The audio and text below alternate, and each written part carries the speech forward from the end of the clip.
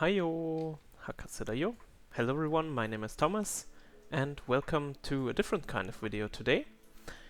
As you can see, we are in Minecraft and I have a little showcase world that I want to start with you today. We are going to have a look at some Japanese style small building projects that you can do in your survival world if you're so inclined. Without further ado, let's head straight in. And for our first section, we have stone lanterns. I'm sure you all are acquainted with stone lanterns. I will maybe try to find some reference pictures that I took in Japan and put them up on the screen during the video.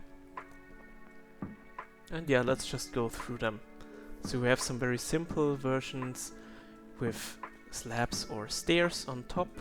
We have the jungle wood trapdoors here. I love those because they have the little hole in the middle where you can see through to the lantern.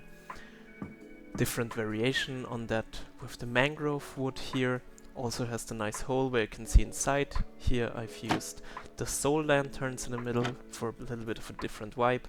Also the different versions of the tough blocks create a very nice contrast together with the blue of the lantern and the red of the mangrove.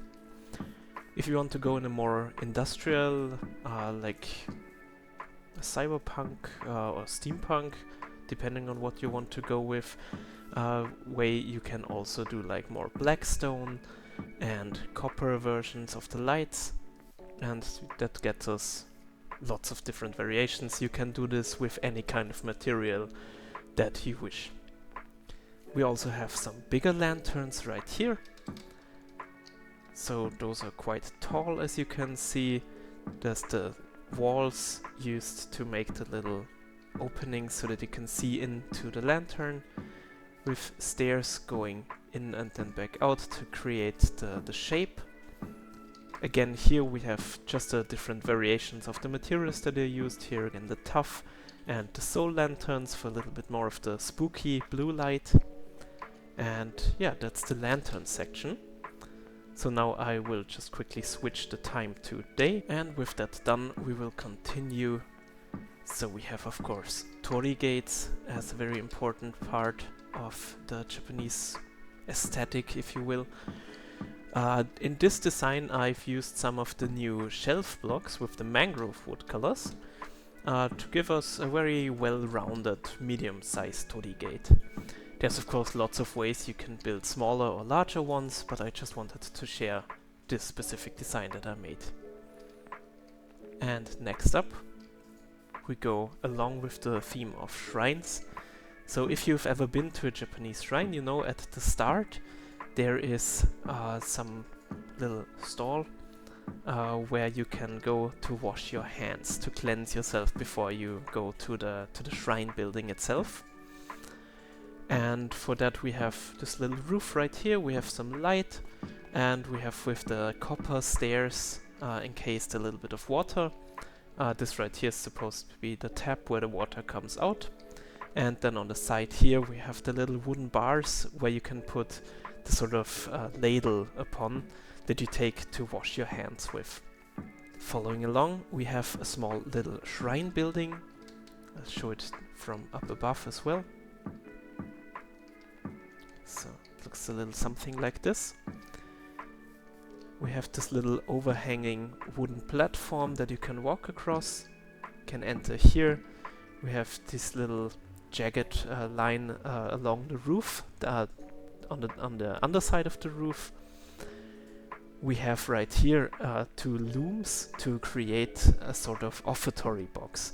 Because what I love to do is not just use blocks as what the game says they are, but just look at the texture and create something else from that.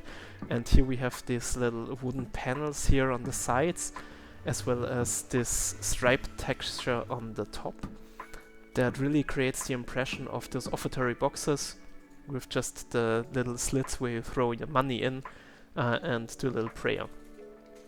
If you build this whole thing a little bit bigger, you can of course also fit in a bell and a string. That's also commonly found in shrines and temples.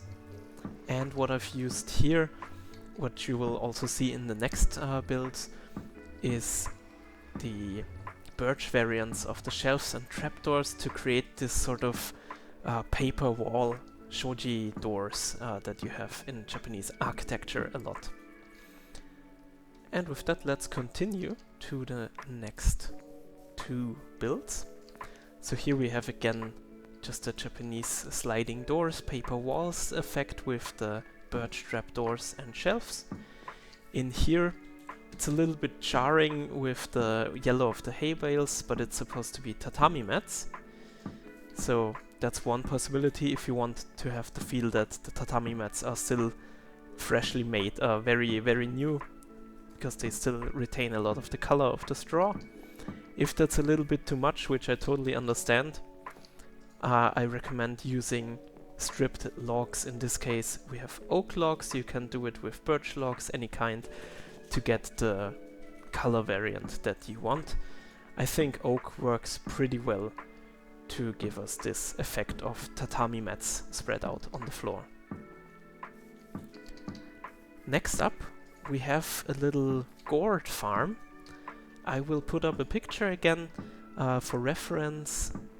This was in 2020 in spring, so right around when the pandemic first started. And I visited a small village before I had to leave the next month. Because of the pandemic, I had to go home again. And in this village, I saw a little gourd farm on the side of the road, nestled between all the traditional old buildings. And yeah, I tried to recreate the feeling that gave me in Minecraft right here. Lots of overgrown like wooden structures here, some ferns and leaves on the ground as well. I just really like this little design. Left a big impression on me when I saw that in Japan. Next up, we have something else that's very, very Japanese, vending machines. And we have the machine itself right here. You can see this one is dispensing black coffee. And the cool thing is, if you press behind the sort of screen that we have right here, those are supposed to be like the different cans. The black bar here in the middle, that's the little arm that goes up to grab your can and then brings it down to the dispenser slot back here. And if you press down here in the middle, it actually spits out a little potion of swiftness for us. You can then drink that. And if you see behind the glass here, we have a little lamp. If we go ahead and spam the machine a few times, and there we go. Light turned off to tell us, hey, we're low on stock. Right behind the item frame here we have a barrel. We can use that to refill our machine. Then you will see the light turns back on. Behind this trapdoor, that's just here to hide a hopper. Hopper brings all of the potions from the barrel into our dispenser here. And there is of course a button hidden behind the banner that we can press to give out our potions. To show you how that works is very simple redstone behind here. We just have a comparator that looks at our hopper. As long as the hopper is still stocked, it gives out a redstone signal. Then we use this target block to redirect that signal to this lamp. So as long as this hopper is still full, we are fully stocked. That's why the lamp is on, to show us, yeah, we have plenty of stock. If, however, the hopper is empty, this target will this redstone signal will turn off, depowering this lamp to let us know, hey, it's time to restock. Also, there's a little hole down here because you will have to put down 2 levers and turn them on. And that's just so that the door and the trapdoor here on the front don't get flipped down whenever you press this button, because they're right next to it. If you want to make the banner pattern, I have everything you need right here. So of course you will have to place a loom. You'll have to put down a white banner together with a field masoned banner pattern and some red dye. This gets us this wall design. We put that in here again.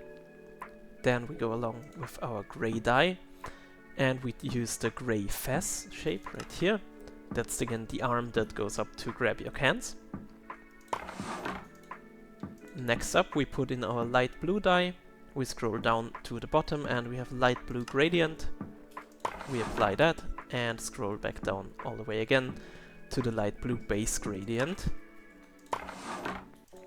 And that gets us the nice like light blue glass effect that we are looking through the glass into the machine, the arm and the different cans that are up for selection. And lastly for this video, I just want to show you a little design how you can make the electricity lines and poles that you will find dotted throughout Japanese cities and countryside as well. So we just have some poles here with some blocks to attach the chains to. The chains are representing our power lines, of course. On top here we have some lightning rods and some redstone torches as well. And on the back here we are using some iron bars as well as bamboo fences to create this sort of downward cable that holds everything to the ground as well. If you've ever been to Japan, I'm sure you've seen what I'm trying to replicate in Minecraft here. Alright, and that will be it for today's video. Thank you so much for watching. I am thinking about doing a showcase of my, I think 5 or 6 year old survival single player Minecraft world, where I've also built lots of Japanese style houses. So yeah, let me know if you'd be interested. And with that, I wish you a great day, and I'll see you very soon. Mata ne!